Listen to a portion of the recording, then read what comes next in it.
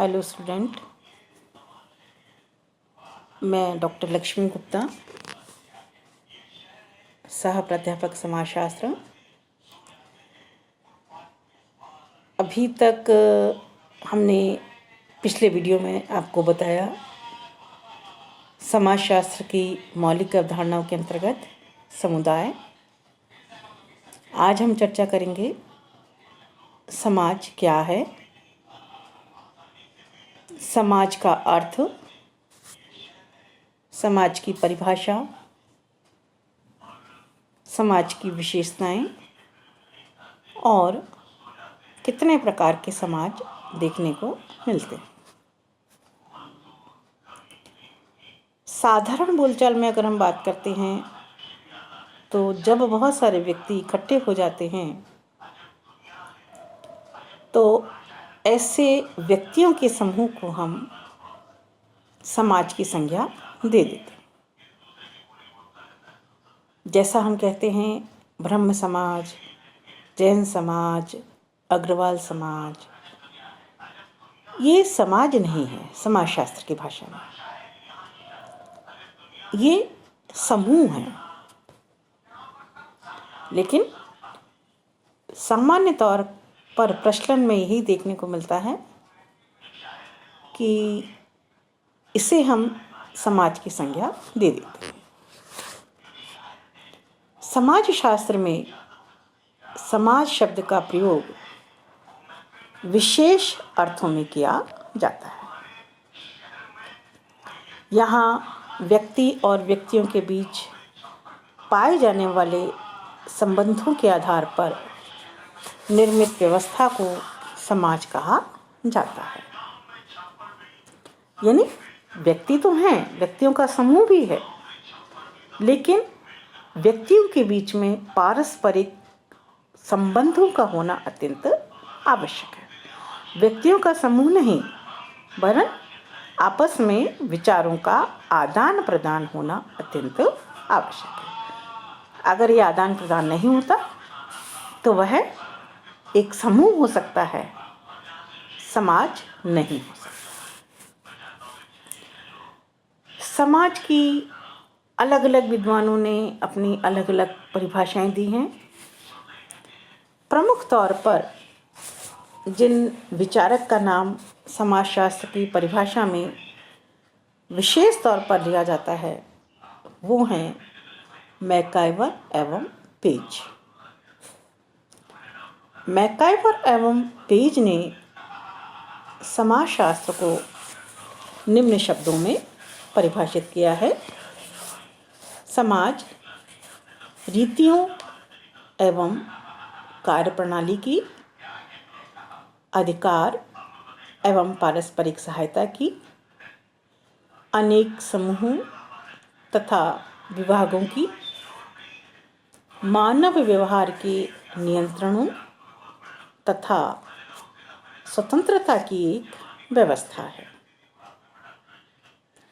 इस सदैव परिवर्तनशील जटिल व्यवस्था को हम समाज कहते हैं। यह सामाजिक संबंधों का जाल है और यह हमेशा परिवर्तित होता रहता है। अब आपकी परिभाषा के आधार पर यदि हम कहें कि समाज क्या है, समाज रीतियों यानी यूजेस, सबसे पहली परिभाषा के अंतर्गत कैरेक्टरिस्टिक्स में यही बताया मैंने, यूजेस यानी रीतियों, प्रथाओं, परंपराओं के आधार पर जिस व्यवस्था का निर्माण होता है उसे हम समाज की संज्ञा देंगे।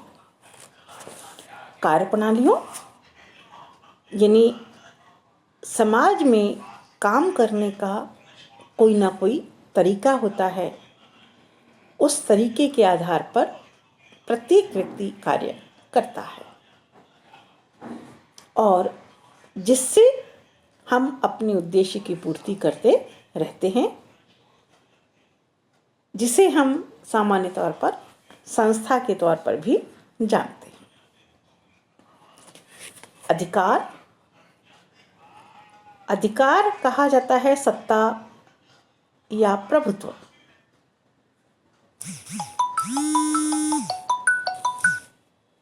इसमें समाज के व्यक्तियों को कुछ अधिकार दिए जाते हैं और उस अधिकार के आधार पर ही हम कुछ कर्तव्य का भी निर्धारित करते हैं। पारस्परिक सहायता, यानी समाज के सभी व्यक्ति आपस में एक दूसरे की मदद करते हैं, तभी समाज आगे बढ़ सकता है, चल सकता है। प्रत्येक समाज के अंतर्गत कई समूह, ग्रुप्स और डिविजन्स होते हैं, यानी प्रत्येक समाज को कई भागों में, विभाग में, उपभाग में विभक्त किया जाता है। यह मानव के व्यवहार को नियंत्रित करने का कार्य भी करते हैं और कुछ हद तक व्यक्ति के व्यवहार में स्वतंत्रता जैसी चीज़ भी देखने को मिलती है। मैकाइवर की परिभाषा के आधार पर समाज को इन विभिन्न भागों में बांटकर बहुत आसानी से समझा जा सकता है। अब हम सामान्य तौर पर बात करते हैं एक समाज की कौन कौन सी विशेषताएं होनी चाहिए। समाज में सदस्यों के प्रति म्यूचुअल अवेयरनेस का होना अत्यंत आवश्यक है, यानी पारस्परिक जागरूकता के अभाव में सामाजिक संबंध या समाज का निर्माण नहीं किया जा सकता। दूसरा है, समाज अमूर्त होता है, यानी समाज का निर्माण सामाजिक संबंधों से होता है और यह संबंध हमें दिखाई नहीं देते, अमूर्त होते हैं। समाज में समानता और असमानता दोनों पाई जाती है। ये दोनों एक दूसरे के पूरक हैं। जहाँ व्यक्तियों के बीच में समानता है, वहीं व्यक्तियों के व्यवहार में असमानता भी देखने को मिलती है। समाज में जहाँ सहयोग है, वहाँ संघर्ष भी है, लेकिन संघर्ष की तुलना में सहयोग का होना अत्यंत आवश्यक है। समाज एक दूसरे पर आश्रित है। यदि हम ये कहें कि हम अपनी आवश्यकता की पूर्ति स्वयं कर सकते हैं, तो ऐसा कदापि नहीं है। हमें एक दूसरे पर आश्रित कम या अधिक मात्रा में होना ही पड़ता है, तभी प्रत्येक व्यक्ति अपनी आवश्यकता की पूर्ति कर पाता है। समाज सदैव परिवर्तनशील और जटिल व्यवस्था है। कोई भी समाज स्थिर नहीं है। देश काल परिस्थिति के आधार पर उसमें परिवर्तन होता रहता है। जटिलता से तात्पर्य समाज सामाजिक संबंधों का जाल है, जिसमें संस्था, समूह, रीतियाँ, अधिकार, भाग, उपभाग, ऐसी अनेकों बहुत सारी चीज़ों की एक सम्मिलित रूप को हम समाज की संज्ञा देते हैं। हम ये कहें कि समाज केवल मानव तक ही सीमित है, नहीं, ये हमारा कहना गलत है। समाज मानव में भी पाया जाता है और पशुओं में भी समाज देखने को मिलता है। इसके बाद हम चर्चा करते हैं टाइप्स ऑफ सोसाइटी। प्रमुख तौर पर समाज को हम दो भागों में बांट सकते हैं, आदिम समाज और आधुनिक समाज। आदिम समाज यानी जहाँ प्रथा, परंपरा, धर्म का बोलबाला होता है, जहाँ भाग्यवादी, रूढ़िवादी दृष्टिकोण देखने को मिलता है, गतिशीलता का अभाव पाया जाता है। ऐसे समाज को हम परंपरागत समाज या सरल समाज की संज्ञा दे सकते हैं। जटिल समाज आधुनिक समाज है जिसमें विविधता है, औद्योगिकरण है, राजनीतिकरण है, विविधता है, गतिशीलता है, श्रम विभाजन है, दैत्तिक संबंध हैं। ये आधुनिक समाज की विशेषताएं प्रमुख हैं। कार्ल मार्क्स ने समाज के वर्गीकरण को निम्न भागों में विभक्त किया है।